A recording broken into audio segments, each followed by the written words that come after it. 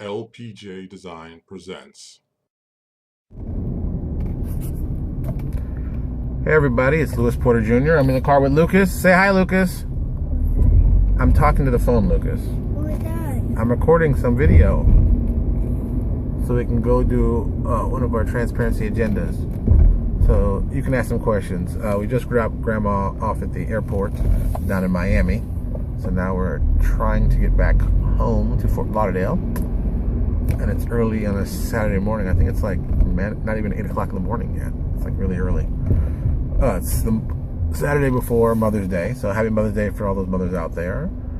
I know it's a lovely time, and make sure your family members do something nice for you, like take you out to eat, or at least give you some nice flowers at a minimum. I suggest, go shopping. That always works for the women that I know. They seem to like that.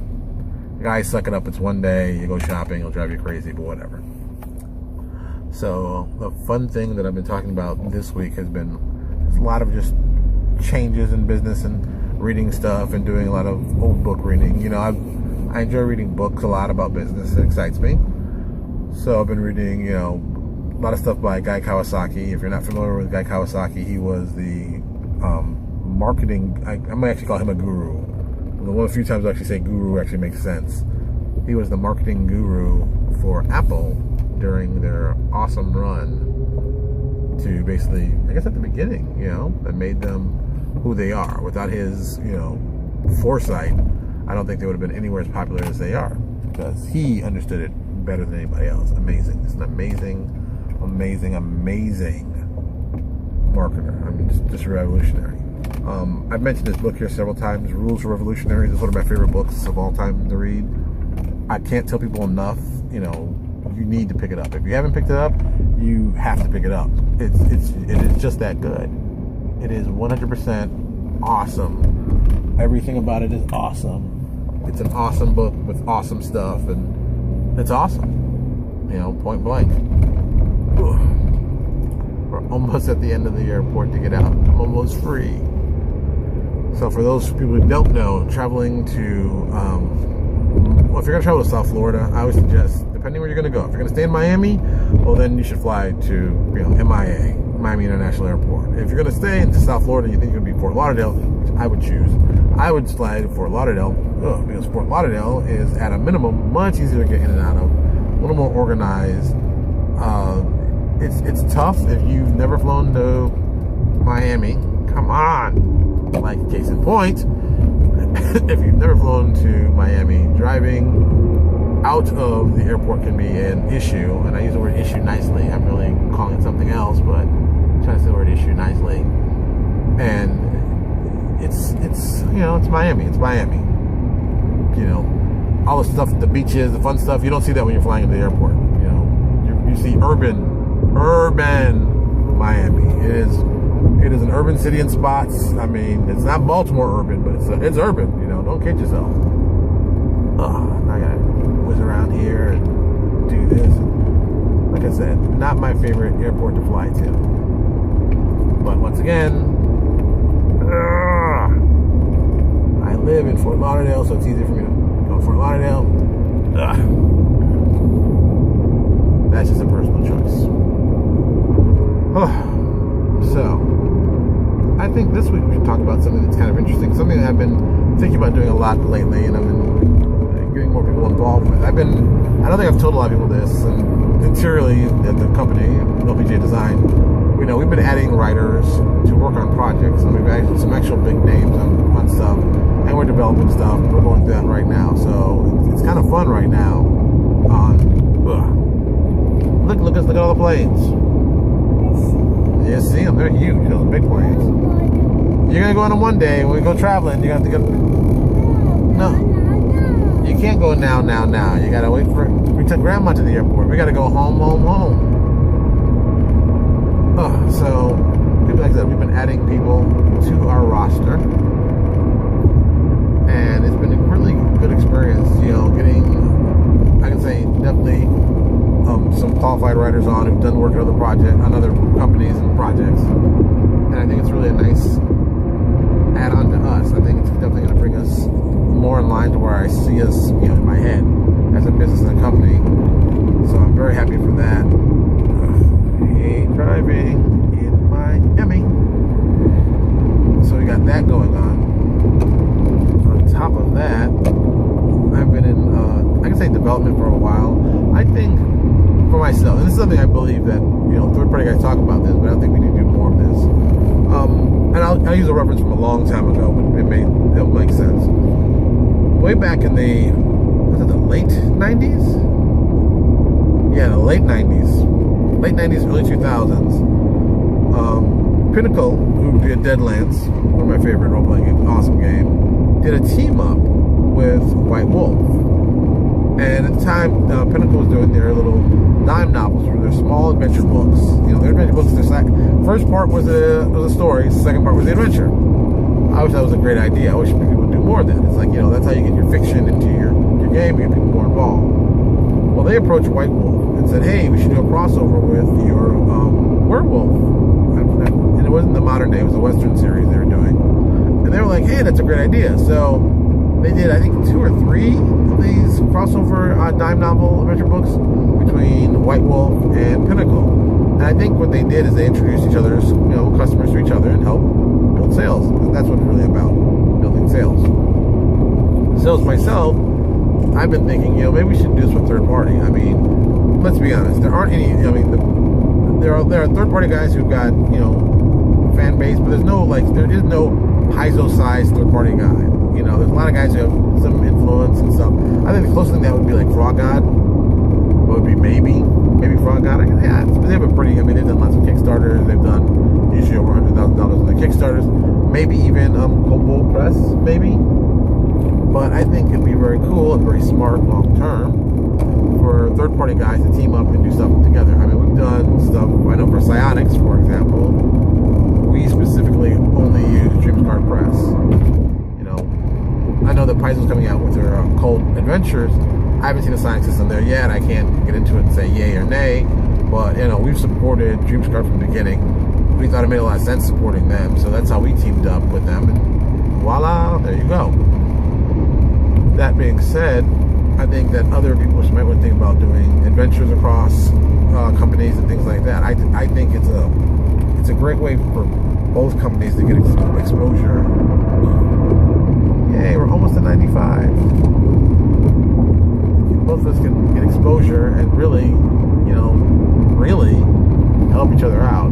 Because really, when you start teaming up with other companies, you're showing people that, A, both of you have successful business. You're serious about it. Because let's be honest.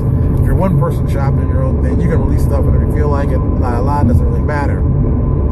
But when you're focused on doing team-ups, you gotta, you both gotta work together. It's gotta be a team. That's the thing. So, with that, I keep saying, who would I team up with? Companies I would team up with. And what would be a good team-up? Okay, if you're gonna do adventure team-up, which I think is a good team-up, I think it would be smarter for you to, I think it would be smarter for you to pick someone who has a campaign setting that probably isn't like your campaign setting. Probably something different. For example, I'll just say off the top of my head. The guys at Black Star, they're doing their setting. It isn't out yet. They're still developing. I know they're coming close. I've heard rumors are coming close. It's coming out. That'd be something. It's got a lot of elements that are very, very traditional fantasy, and then some stuff that's way not fantasy. Same thing with Neo Exodus. And I think that'd be you want to have a nice dichotomy. That's what I'm thinking. A nice dichotomy would be perfect for what you want to do. Who else?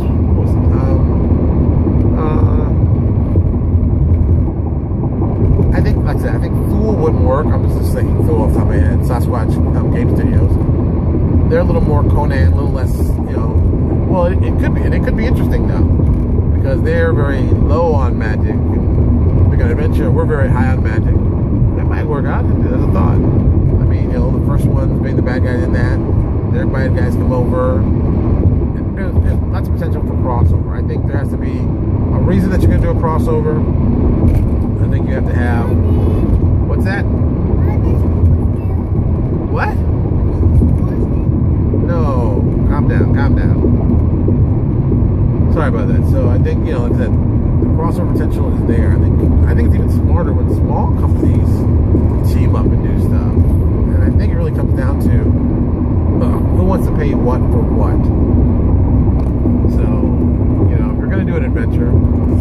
suppose you're doing a two-part adventure, and I think this is the slickest way to do it.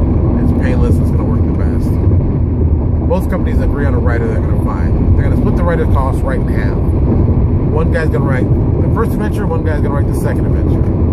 And then you split which one is going to be yours, which one is going to be theirs, and that's it. Well, that's the easiest way to do it. You know, I mean, the art is picked up together. You get a similar writer. Excuse me. You all get the same writer. You get similar artists or the same artists to do for both projects, and then you basically you take one, they take one, then you go. That is really the best way to handle it. It makes it easy on everybody. You don't have to worry about, well, I got this money from this, you got that money from that. You don't have to do any of that. It's already set up. It's split. You're good to go. And the cool part is that when you're telling your people about the product, you're also exposing them to the other person's product, and vice versa. And sometimes, you have fans that don't know about the other person's product. I mean, it always amazes me. We give the Machine Smith away for free. It is 100% for free. You can go download it on D20 PSRD. You can get it there. You can see it. You can check it out. You don't have to pay us a cent. And sometimes people don't. But I'll tell you, that one sells like hotcakes. Machine Smith is one of my longest selling, best selling ones for New X's or really anything I've done for Pathfinder. It's an amazing seller. I mean, don't get me wrong, it's an amazing product, but it's also an amazing product we give away for free that people feel give us money for. And I think that's the win-win on that. So it's very much once you build a fan base for stuff, they'll seek it out. And if they really, really like it, they're going to support you with money because they know, hey, this is an awesome thing. What other awesome things you have?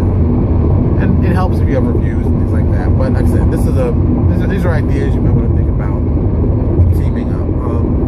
Maybe even classes. I mean, the biggest problem with teaming up is if you're going to do a team up, and it's going to be one book, and you're doing everything in one book together, you're splitting the finances, who gets what, who's responsible for what. I think that becomes more of a problem. I think it's better, personally, I think it's better if you both do a product each that connects together. Who was it? Paradigm Concepts and Green O'Neill did a couple books in the OGL at the beginning. I gotta get this right. Actually, yeah. They do like twin books, just like I suggested. One would do dwarves, and one did giants, and these books were interconnected. So much so the covers. Yes, Lucas. It's some kind of accident, I guess. So much so the covers interconnected. So like one side had giants facing one way, one side had the dwarves facing the exact opposite way, like they were battling each other, which was a great idea. They did it also again with elves and orcs, and I think I thought that was a brilliant idea. And they called it OGL Interlock, which was a smart idea. I mean, dude, same guy I think wrote both books. Like I said, they did the whole artwork choice, and they just made it as a team book. I don't know, Lucas. It looks like there might be an accident up here. We gotta take it slow. I think it's slow. Well, you can't see anything. You see what I see. It's a bunch of crapped up cars. Yeah, I'm hoping that there's an accident probably. See, they slowed down. We're slowed down now. Where are we? We're almost to the turnpike. Let's get back to Broward County. Get out of this MIA, as they say. Calm down. So, I mean, I think that was a smart deal for them. In the, I mean, they also both knew each other. They talked it over. They thought it'd be a good idea. I think Pathfinder could definitely do something like that. The Pathfinder third-party guys, why not? There's lots of small guys who can work with other small guys to team up to do cool stuff. And I think that's really going to be the way of survival. I think there's so many, because I keep hearing every day there's another new company coming out. There's another new company coming out. And this goes back to, the glut of OGL. So many people are coming out with stuff. And to me, it's always the same kind of stuff. It's like, oh, I'm going to do 12 more feats for this thing. And it's like, you're really doing more feats for that? I mean, I did that at the beginning too, but even I moved away from that because that doesn't excite me as a publisher. I mean, it's financially kind of stupid for me to think that. It's like, well, what sells? This stuff sells. You should make this stuff. But sometimes I think you have to do different things. I think you got to find your niche to develop. I mean, for example, Legendary Games does Epic, does Mythic. They do a lot of Mythic product. That is their niche. They have focused on that. They have done everything to to focus on making that their niche. Also, DreamScar Press, Psionics, that's what they do. And I think focusing on your niche is always a good idea. I mean, let's just, developing a niche is a great way to develop customers, customer base. It's fantastic. The downside is that also kind of locks you in a very specific area that you can't, fight a lot of battles. You got to focus on, this thing. And if this thing, okay, for example, you got Psionics coming out from Paizo. How is that going to affect DreamScar Press? Well, when I heard it was coming out way back when, I went to talk to the guys at DreamScar and say, "Oh, what's going on?" Just, I'm supporting them, so I'm trying to figure out where I would fall in. And they said, "Oh no, the guys at Paizo came and talked to us already. They told us they were doing it. It's not going to be the same thing as we're doing." So there is a difference, and I thought that was incredibly important. Them having their own separate piece to it. Well, let's say them being DreamScar, and then Paizo doing something separate. Paizo could have easily stepped on their toes, wiped them out, done Psionics. But like they've said many times before, they didn't have anybody invest in Psionics like the guys at DreamScar do. The guys at DreamScar live, eat, breathe, drink. That's their thing. When Iron Gods came out, I thought for sure, I'm not even lying, I thought for sure Paizo would have, it looked like a big accident. Yeah, that's not good. I thought Paizo was going to, come out with a machine set their own. I thought for sure, I'm like, oh yeah, of course. They're going to come out with one. Ours is going to be regulated to, a third-party one. And, that was it. And it never happened. I mean, they told, at least they said, oh no, we're not going to be doing something like the Machine Smith. And I was like, still kind of put back like, well, why not? I mean, that would be the smart thing to do, I assume. But you know what? They had a different plan. They always described Iron Gods as Thunder the Barbarian. And I was like,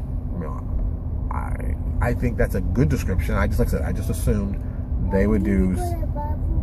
You gotta go to the bathroom? Yes. Lucas, I can't stop anywhere. We're gonna go on the highway. So, this isn't good. This is why I wanted you to wait and stay at home. Remember I said stay at home? Because I knew it was gonna be a long drive? But you gotta wait, Lucas. Can you hold it? Well, just pretend you can hold it for a little bit. We're gonna get past this very quickly and then we're gonna be at home, alright? What's that, Daddy? Uh-oh, now we got a pee countdown clock. This isn't good. Uh-oh. Hey, what's this? What is what? Here. We're on the highway. You know that. What there?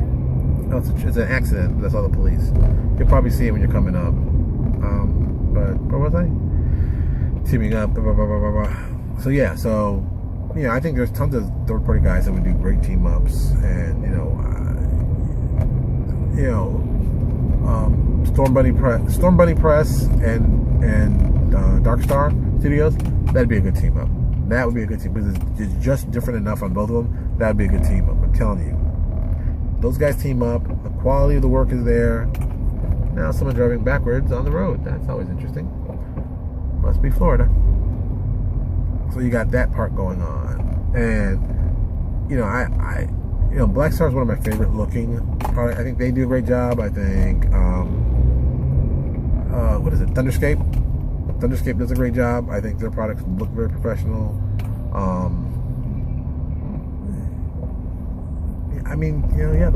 Definitely those two are my two. But I'll tell people here's a story you may not know. I don't think I've ever told anybody this, so this will be fun. When I was developing to do the Exodus again, I was looking. I didn't lay out on it, and it was good layout. Good solid white. Those were the white pages and the blue bar backgrounds that we were doing for a long time. And it was clean. It was very, very clean. Very, very, very clean. I started to stay away from the parchment paper because I was like, oh, I don't know. It doesn't, it's kind of like, oh, doing parchment paper to make it look like the book, but it's not really a book. It's a digital file. And I got all into that whole mess of stuff.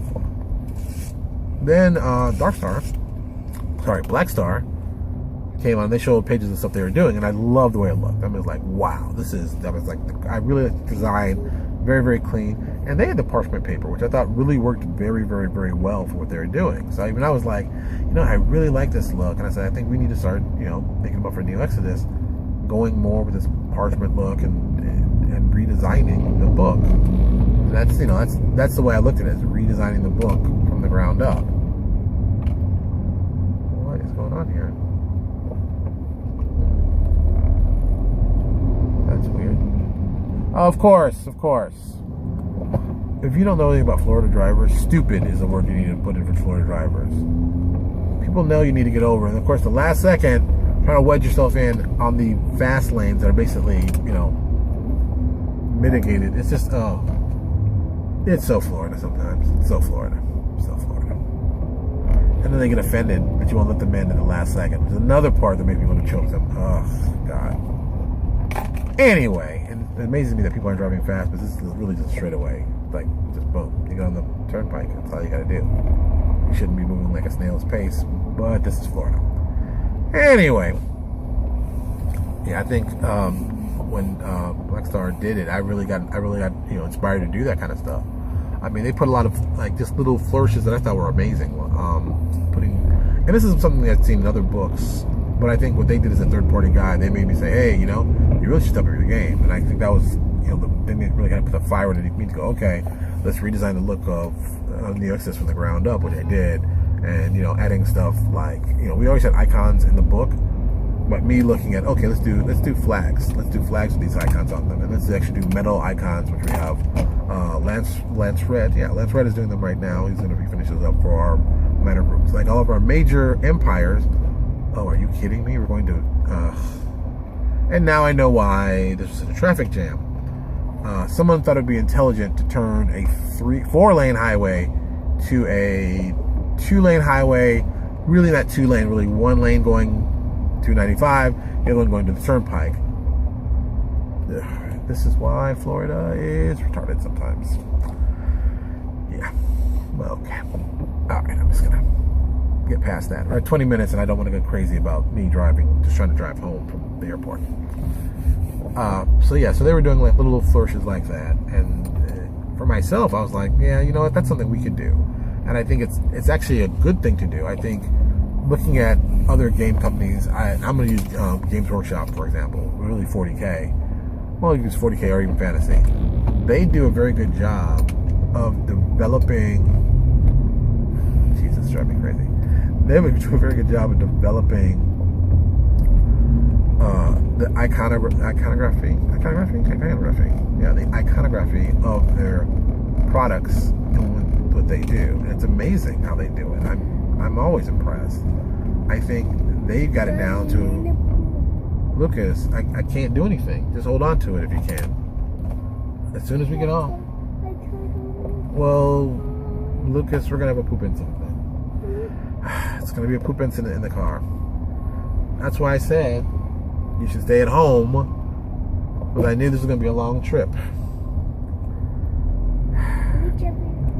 Well, I'm trying to drive us home, Lucas. There's traffic in front of me. So, yeah. Okay, don't poop. We're almost to the turnpike. Once we get to the turnpike, we'll be home in 10 minutes. Can you hold it for 10 minutes? All right. Oh, that's what big boys do. Big boys hold it. Now I'm racing against the clock. Looks like a goddamn freaking spy movie now. Now, how soon can I get home before he poops his pants? Dun-dun-dun. Yeah, that's going to be exciting. Put that on the internet. What the hell is going on here? Okay, the exit where I'm supposed to turn is like literally right there. But for some reason, they're not letting us turn, which I can't figure out, because God knows. It's Florida, could be anything. So we're going to have to go past it and then hook around, which is a horrible idea. Why are these guys... Daddy. Yes. That's a police. Those are not policemen. Those are just workers. Alright, so we got to get off and get back on. A horrible plan number. I don't even know what to call it. If I knew this, I would have took 95 and just kept going. Saying, they really, really should put that out there. Alright. Get up at Sunny Isles Beach and see if I can swing this around. As much as I love Florida, this is when I hate Florida. It can be a little disorganized. And I use the word little as being polite. Really horribly disorganized.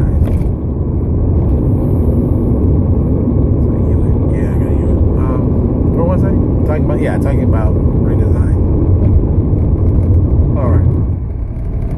So the redesign was inspired from that, and I think those are cool little things to add to help just make it your product look nicer. I think a lot of people don't think about that stuff, including myself. I didn't, I was like, oh, why am I gonna do all that? It's just, it's just a book, no big deal. And it's like, no, it is kind of important, and you forget sometimes because you get involved in doing all kinds of stuff. So you're like, oh, I don't know if I want to do all that on my book. It's gonna cost me more money. Da da da da da. Turn. There's a lot of that going on. So.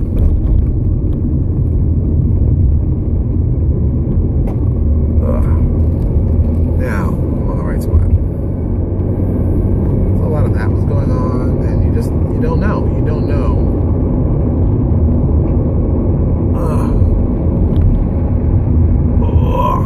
This turn is really severe. You just don't know if it's something you want to do. And looking back, of course, it's like, of course you want to do it. It helps make the book nicer. Also, it's an element that you can reproduce and use over and over and over and over, which, of course, as we all know, is the smartest thing you can do. Because since artwork is so expensive every time, always expensive artwork, you want to find ways that you can save your money and do kind of things to save your money, like on artwork. That was just a stupid sentence. Doing these flags that we did, how many of those flags over and over and over? I have been. I've used them several different places. I use them on the actual books. I use them when I talk about the nations themselves. I use them when they're doing the iconics. This is a piece of element that you're going to use over and over to help you, I'd say, solidify your ideas and concepts into your fans' heads. And I think things like that are smart. And I saw Black Star do this, and I was like, oh, we should do it too. Smart idea, made sense. We were always doing, I think, the top-end character design. I mean, let's just be blunt about it. Our character designs are awesome. We made them that way. We specifically want them to be that way because we want people to see our stuff and go, oh, that's awesome art. What I've also, I've done, started branching out from, we did tons of character design work. We have tons of character designs, tons of them. Is doing more, I'd say, like half-page and full-page artwork. I think a lot of people like to see full-page artwork. I think a lot of people like to see artwork besides just the typical character design, so they can attach themselves to your property. With that said, like Paizo, we have a line of iconics that we put into our stuff. We're going to put those same iconics into the artwork we're doing. It's very important to get that feel.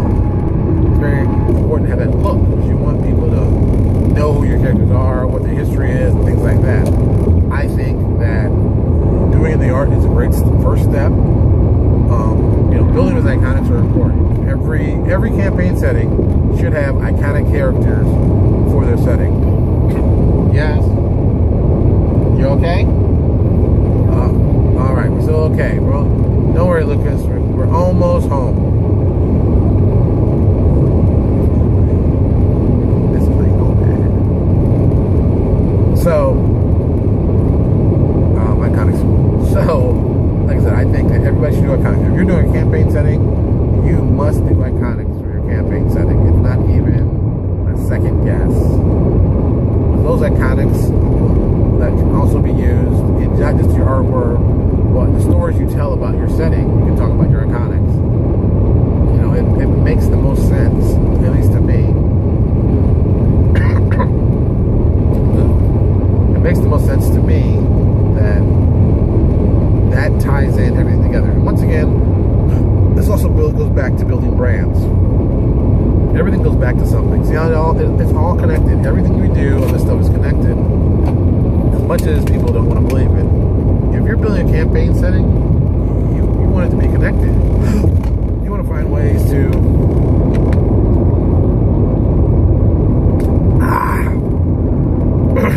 got this frog in my throat, Jesus.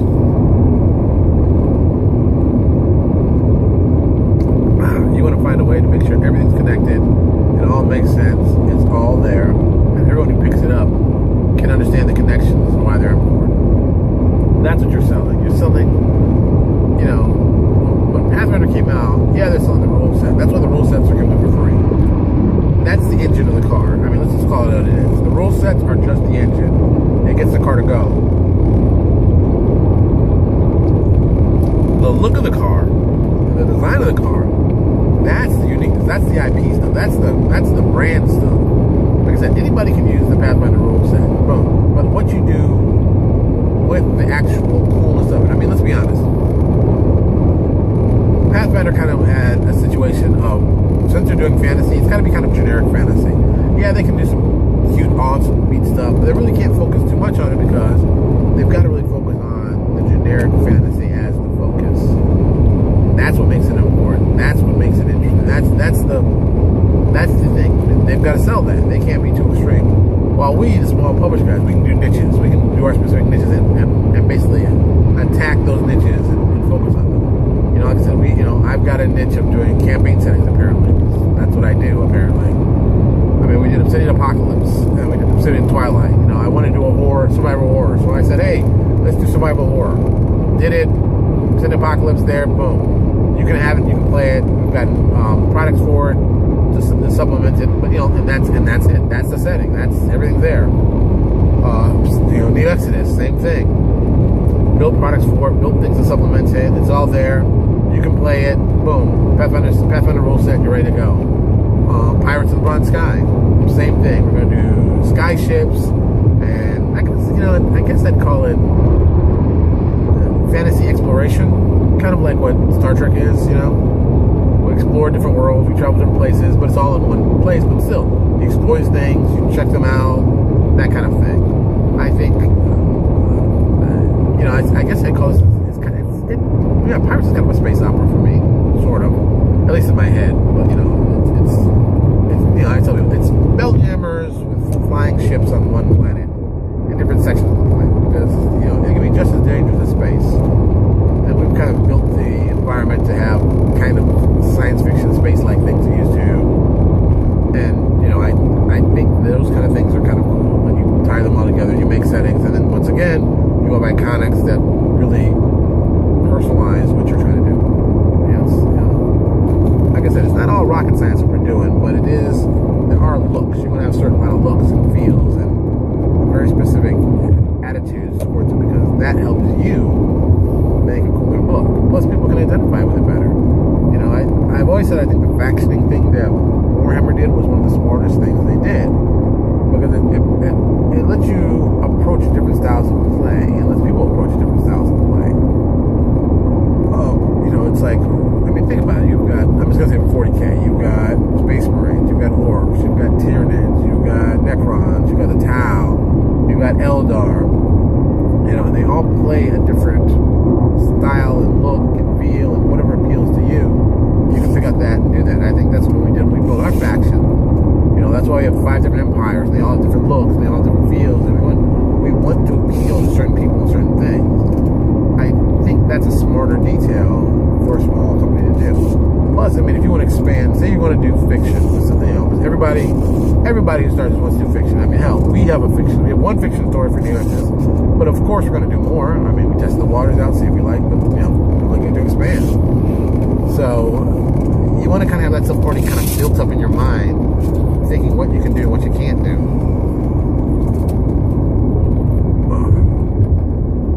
We're almost home, Lucas. We're almost home. The potty clock is still ticking wild. It's like a hand grenade in the back of your seat. Stop making this stupid light. We're almost home. You okay? Don't worry, we only got like 5 minutes, we're going to be home. Trust me, 5 minutes home, boom, then the potty. I don't know if it's going to be 5 minutes. I think it's going to be like 10 or 15. Where are we? We're almost home. We're almost home. We just got off the highway, see? We got off the highway and we're headed home. Why are we get off the highway? We're heading off the highway to get home. But, we got to get home. We got off the turnpike, boom. Now we're in Davie, and then and then right through Davie to Cooper City, and then we are home. Home! Where is home? You know where home is. Cooper City. Where you're going to elementary school. That's right, Cooper City. So, yeah. So, I think this all, once again, everything ties together importantly. Personally, I wish more companies would see that. I wish more companies would experience that, would understand that. And, don't get me wrong. Doing generic stuff is always good to start. That's a good way to start if you're a new company. I'll tell you what company that's large that still does it now. Legendary Games.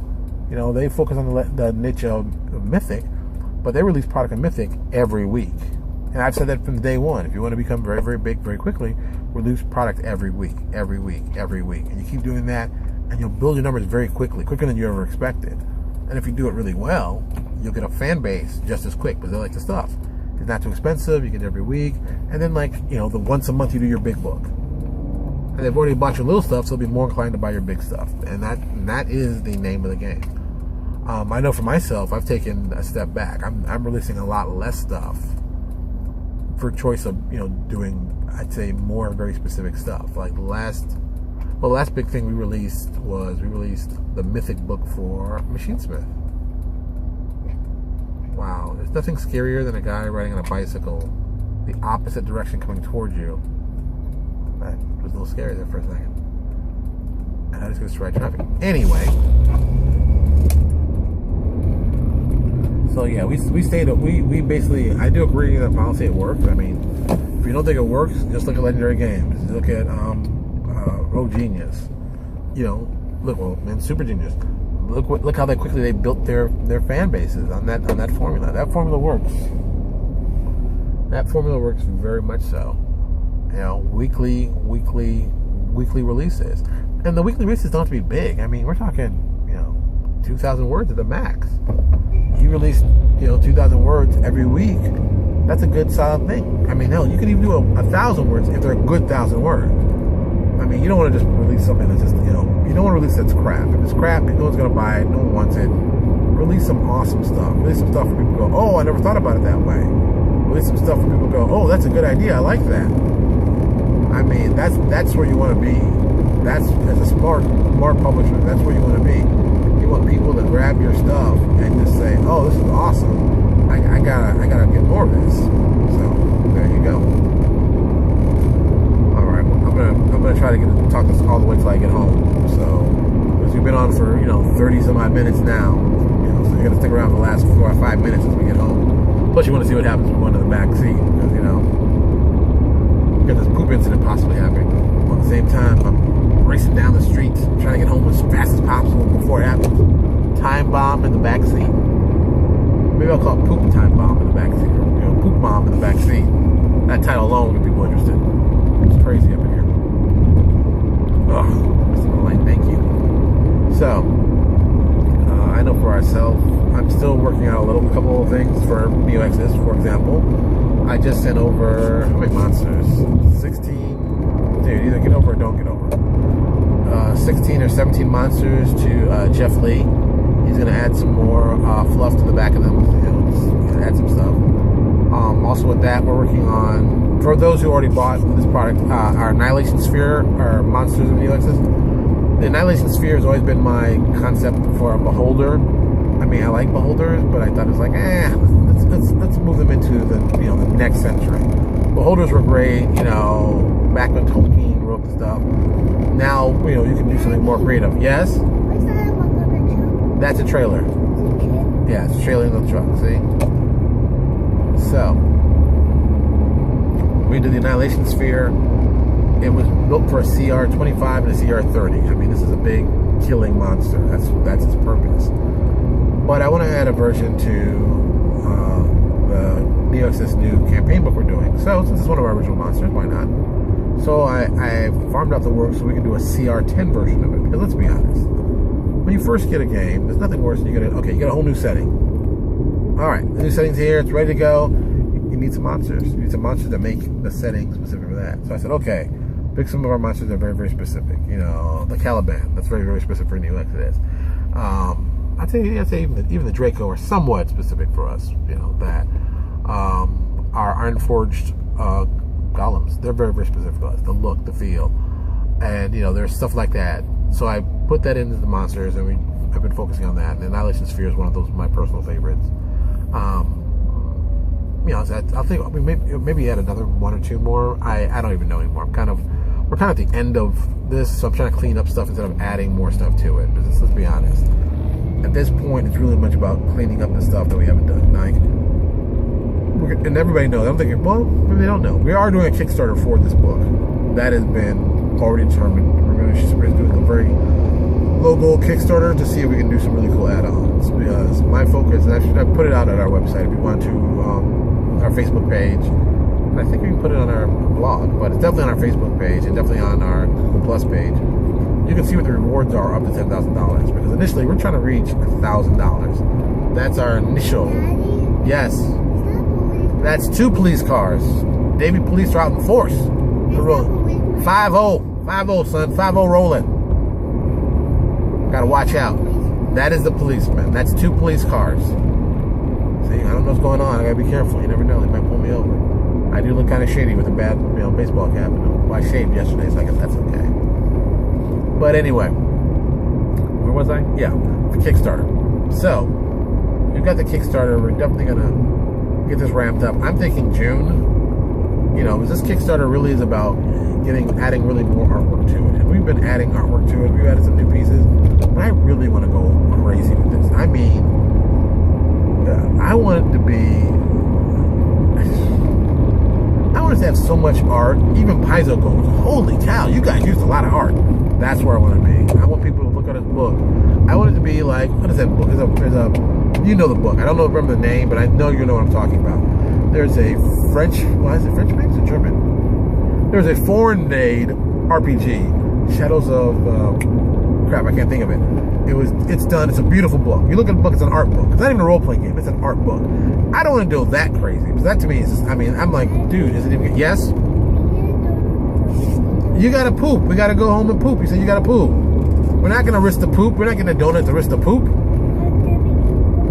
Maybe when we get home and you poop, then once you take your shower, then once we have breakfast, maybe after we go out, then you can get a donut. Look, I know you want a donut now, but you said you got to poop now, so we're not going to be racing back and forth, all right?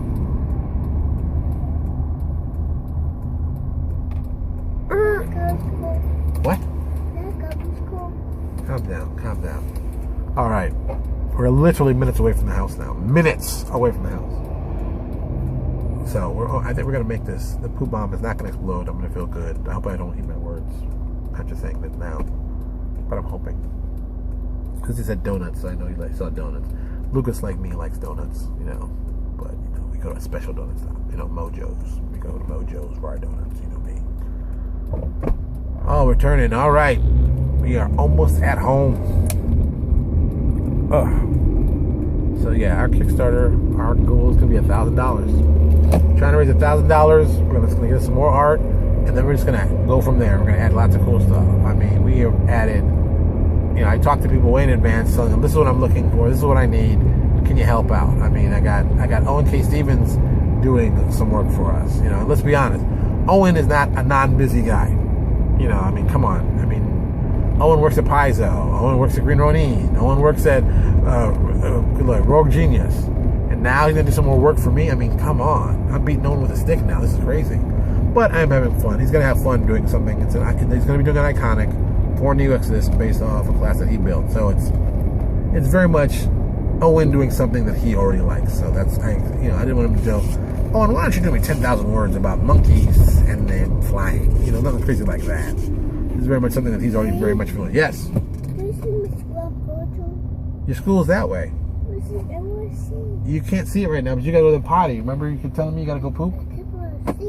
Yeah, you'll see it. We're gonna go out. Did you drop SpongeBob? Yes, you did. We're gonna see it when you go out later, okay? We're gonna see it later. Take it easy, okay? Because someone in the back is graduating from VPK. It's gonna be starting kindergarten next year. And we had a little kindergarten roundup yesterday where they could go and see the school and all that fun stuff. So someone wants to see the school again where he's gonna be going. I'm not gonna mention any names, who the person is, but he's. That is not Grandma's car. It looks like Grandma's car, but it's not Grandma's car. It is not. If it's Grandma's car, well, then where's Grandma? That is not Grandma's car. Okay, then maybe it is.